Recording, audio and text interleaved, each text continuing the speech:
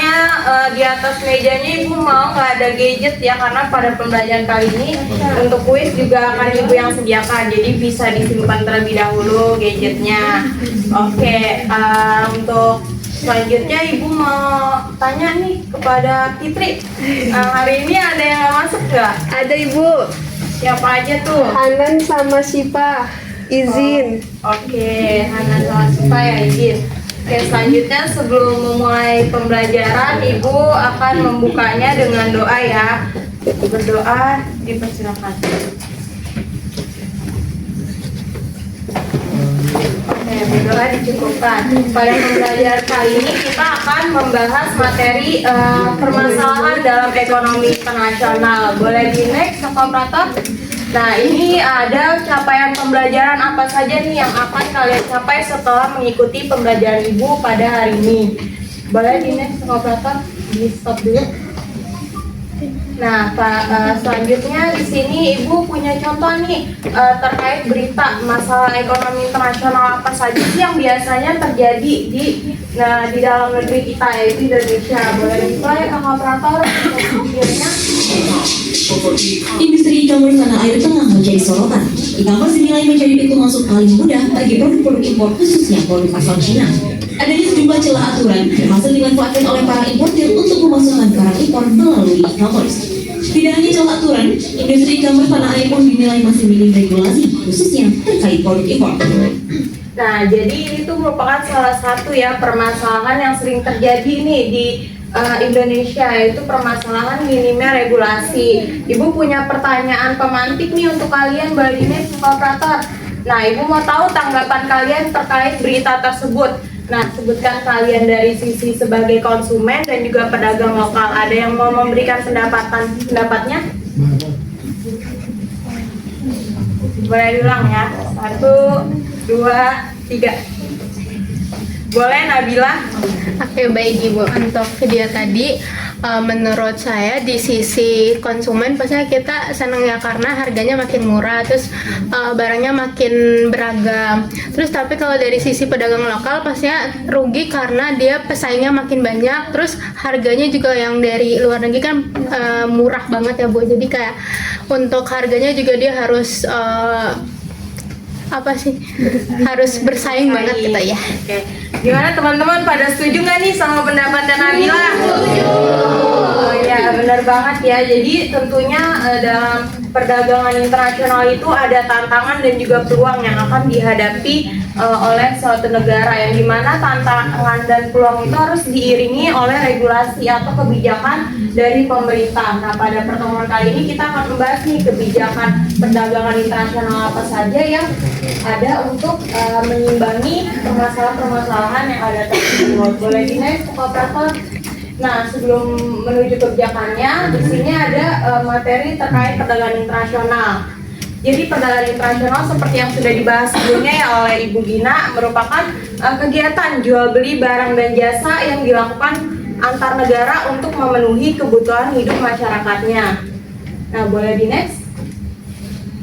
Nah, selanjutnya di sini ada kebijakan perdagangan internasional.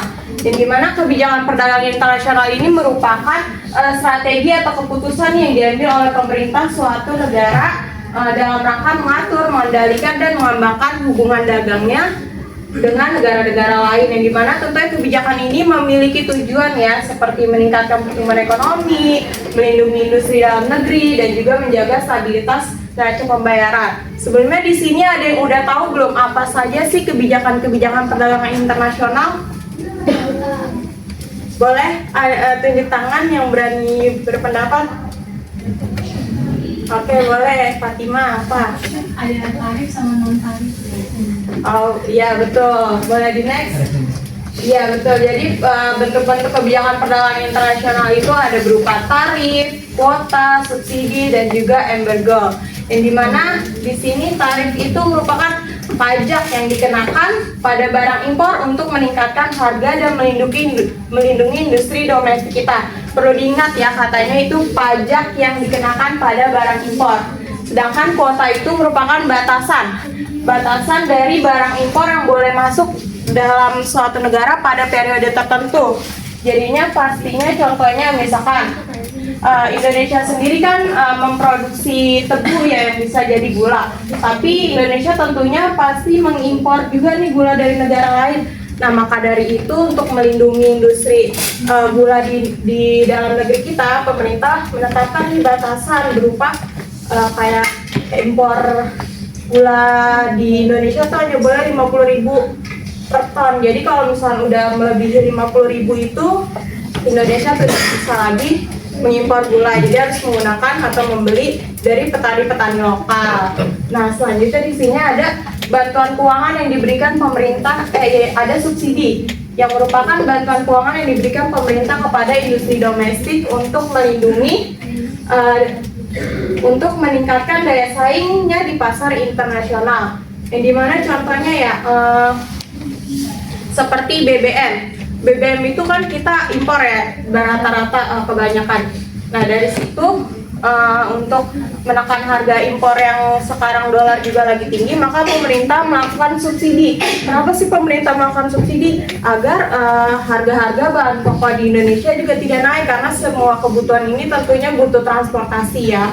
Dari itu pemerintah melakukan kebijakan subsidi kepada masyarakat. Nah, selanjutnya di sini ada embargo. Embargo itu merupakan kebijakan perdagangan di mana suatu negara atau kelompok negaranya ini resmi melarang atau membatasi secara ketat kegiatan dari perdagangan, yaitu mau berupa impor, ekspor dengan negara tertentu. Misalkan contohnya nih, Indonesia ada perjanjian dagang dengan China, tapi di situ China melanggar perdagangan, melanggar aturan dan sebagainya, itu Indonesia bisa mengeluarkan kebijakan embargo atau memutus hubungan dagang dengan negara China. Oke, boleh di next sama operator. Nah, selanjutnya ada yang boleh bantu Ibu bacakan? Oke, boleh Malika dibaca. Kebijakan perdagangan internasional dapat diklasifikasikan menjadi dua kategori utama. Yang pertama ada proteksionis, yaitu kebijakan ini bertujuan untuk melindungi industri domestik dari persaingan luar negeri dengan menerapkan tarif, kuota, atau hambatan perdagangan lainnya. Yang kedua ada perdagangan bebas. Kebijakan ini bertujuan untuk mendorong perdagangan antar negara dengan mengurangi ataupun menghapus hambatan perdagangan. Nah, iya betul. Jadi untuk proteksionisme itu seperti tadi yang ada tarif, subsidi, kuota, itu tuh biasanya negaranya menganut kebijakan proteksionisme guna untuk mereka melindungi industri dalam negerinya. Nah, pada perdagangan bebas ini biasanya dilakukan antar kelompok dagang ya, misal seperti ASEAN. ASEAN itu punya kelompok dagang yang disebut AFTA, ASEAN Free Trade Area, yang dimana jika anggota-anggota negara ASEAN kayak Indonesia, Malaysia, Singapura, Thailand bergabung di AFTA, tentunya dia pasti punya kelebihan keunggulan tersendiri, yaitu ada menghapus hambatan dagang yang gimana kalau dia nggak bergabung akan ada hambatan, kalau bergabung di kelompok tersebut akan bebas dari hambatan-hambatan perdagangan. Nah, sekiranya begitu untuk materi tentang kebijakan perdagangan, ada yang ingin ditanyakan? Sudah mengerti semua ya? Oke, kalau gitu Ibu punya satu soal nih, ada yang bisa jawab nggak?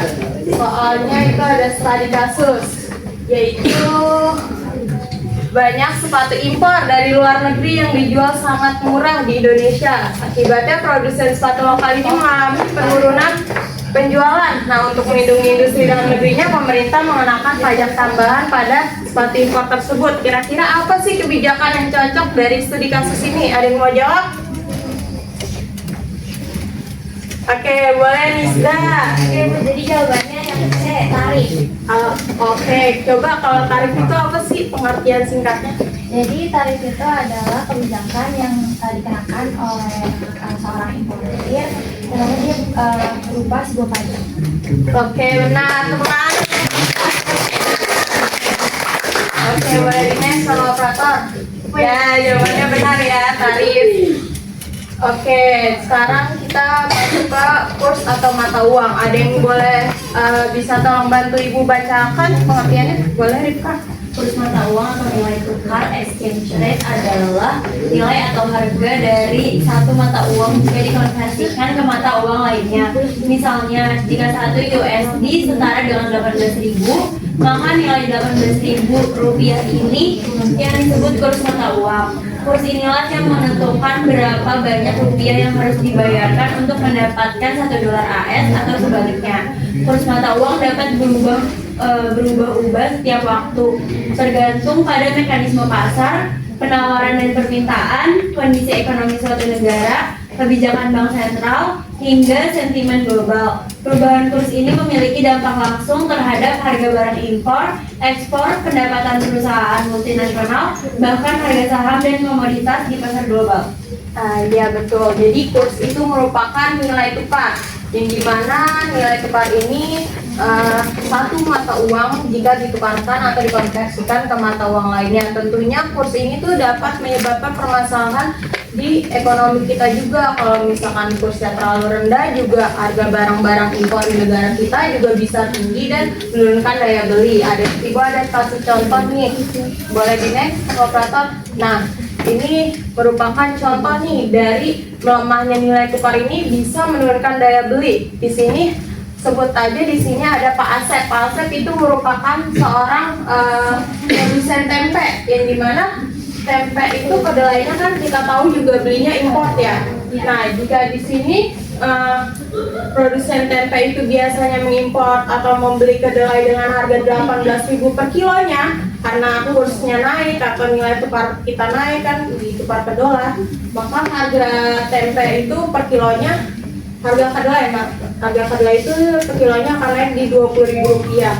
Otomatis kan si Pak Asep ini akan biaya produksinya juga naik, dan dia akan menjual ke pasar juga akan lebih tinggi harganya, yang dimana dampaknya ke masyarakat jadi akan menurunkan daya beli, karena biasanya 5.000 itu masyarakat udah bisa nih dapat tempe. Nah, karena ada kenaikan dari biaya produksi, maka masyarakat harus menyiapkan uang 10.000 untuk membeli tempe, dimana pastinya orang-orang yang berpikir ini terlalu mahal akan berpindah ke jenis makanan lainnya. Oke, boleh di next, operator. Nah, ini Ibu ada kuis ya di sini, kuisnya kelompok. Ya, jadi ini terbagi menjadi 2 kelompok ya, sisi kanan dan sisi kiri. Ini sebut A, ini B. Ya, sinyalnya nggak ada ya?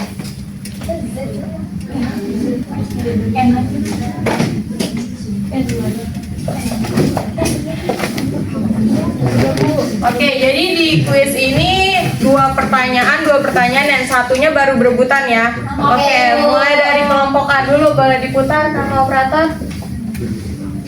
Boleh dibaca baik-baik. Nah, terus pilih jawabannya yang biru atau yang biru atau yang oranye jawabannya. 1, 2, 3. Biru. Ayo, apa jawabannya? Biru.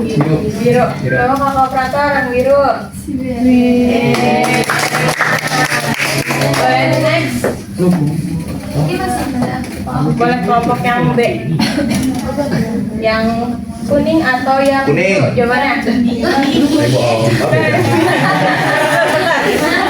Oh iya, beda. Indonesia sepakat mengurangi hambatan. Apa? Gimana? Yang biru boleh kata operator. Wih. Bagian A. Harus membeli banyak rupiah. Seorang muka Indonesia. Pink atau ungu jawabannya? Pink itu 1, 2. Ungu atau operator? Ungu. Lanjut. Sekarang coba B. Ini biru. Nah, ini sih biru nggak sih? Kuning. Merah. Yang ini Kuning boleh. Enggak, salah kuning. Kanan. Enggak. Yeay. Jadi ayo duluan, diam semua ya. Oke, 1, 2, 3. Boleh kelompok B. Jawabannya mana?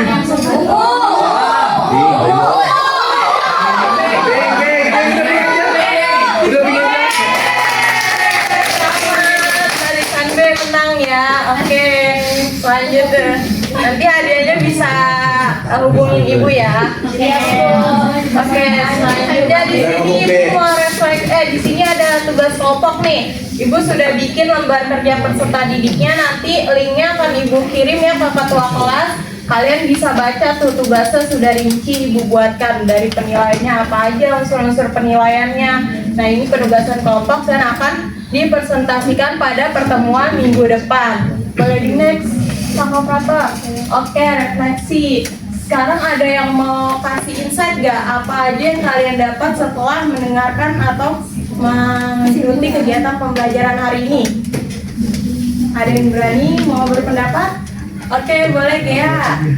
Ya, tadi kan kita diawali dengan permasalahan terkait adanya kesempatan orang Cina untuk jual barangnya di Indonesia ya. Nah, jadi di Indonesia tuh ternyata udah punya kebijakan sendiri, yaitu adanya tarif, terus ada subsidi juga, dan juga kuota tuh agar produk dari importnya itu nggak terlalu banyak dan bisa melindungi perdagangan domestik kita. Gitu. Oke, terima kasih Gea sudah membantu ya, boleh di next Rata. Nah, kita sudah masuk ke akhir pembelajaran yaitu dengan kesimpulan. Jadi kesimpulan pada pembelajaran kita hari ini adalah perdagangan internasional ini tidak hanya memberikan manfaat kepada kita negara kita, tetapi juga dapat menimbulkan berbagai permasalahan seperti tadi ada persaingan produk impor, ketergantungan terhadap negara lain, serta ada juga dari sisi fluktuasi nilai tukar. Oleh karena itu diperlukannya kebijakan yang tepat untuk mengatur perekonomian nasional agar tetap stabil dan mampu bersaing di pasar global. Nah, sekiranya pembelajaran kita hari ini kita akhiri di sini. Terima kasih yang sudah ikut berpartisipasi aktif, sudah mau menjawab pertanyaan, sudah ikut kuis. Jangan lupa ya nanti tugas kelompoknya dikerjakan di minggu depan akan dipresentasikan. Nah, kurang lebihnya mohon maaf. Wabillahi taufiq wal hidayah. Wassalamualaikum warahmatullahi wabarakatuh. Waalaikumsalam.